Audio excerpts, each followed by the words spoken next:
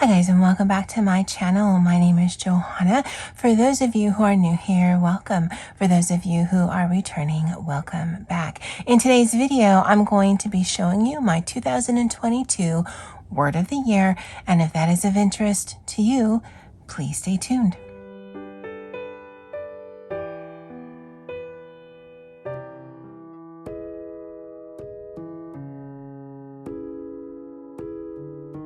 Okay, so in another video, I think when I was setting this up, I told you guys I wasn't going to be doing a word of the year for 2022. And then I was doing some collaging, just filling up some space in my planner, and I'll show you that in just a little bit.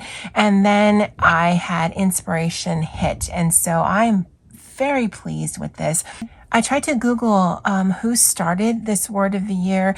Merriam-Webster, the dictionary, does a word of the year at the end of the year, but I'm pretty sure someone in the planner or journal community came up with this to sort of go into the new year, because from what I've seen, it's always done in the end of the year to sort of be the inspiration, the focus, or the mantra for their new year a few years ago. I couldn't tell you when, I couldn't find anything, but I have seen it for as long as I've been in the planner journal community, and that's been since 2018.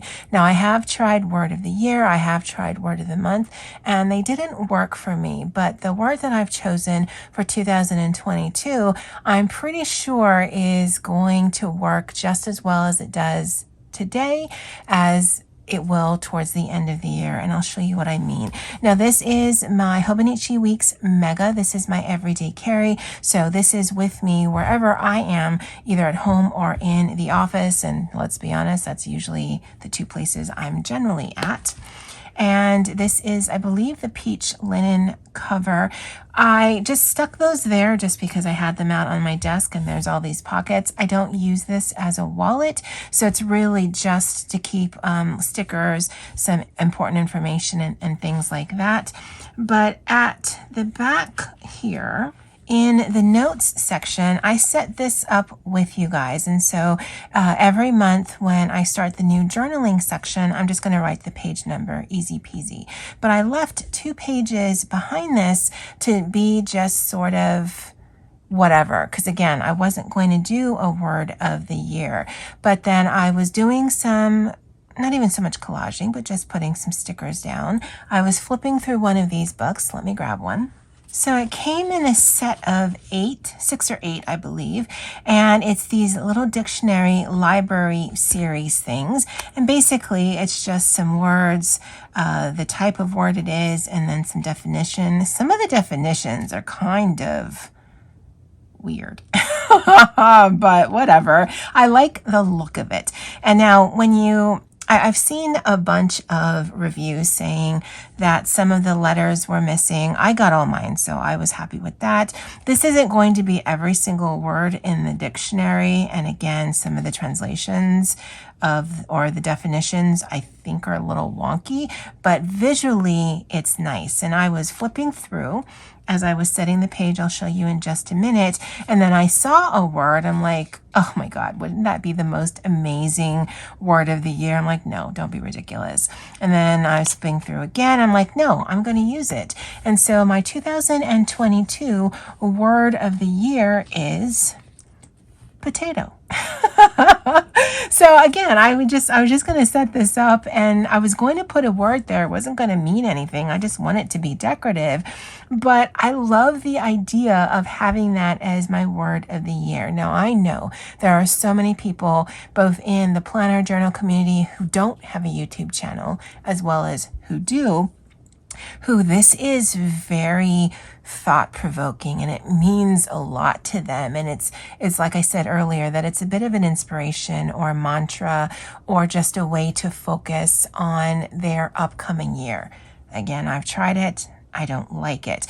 Now, this to me is perfect for the way that I work, perfect for the way my brain works, is because it's ridiculous. Now, it's not meant to mock, or it's not meant to make fun, because I know that there are quite a few people, at least here in the YouTube community, who really believe in their word of the year and who really utilize it. So it's not meant to mock that. It's just, I know that it doesn't work for me. So I'm not going to do things just because it's done here on YouTube. But every single month, and that's why I wanted to show you this page where I come and write down what the page number is for the new month.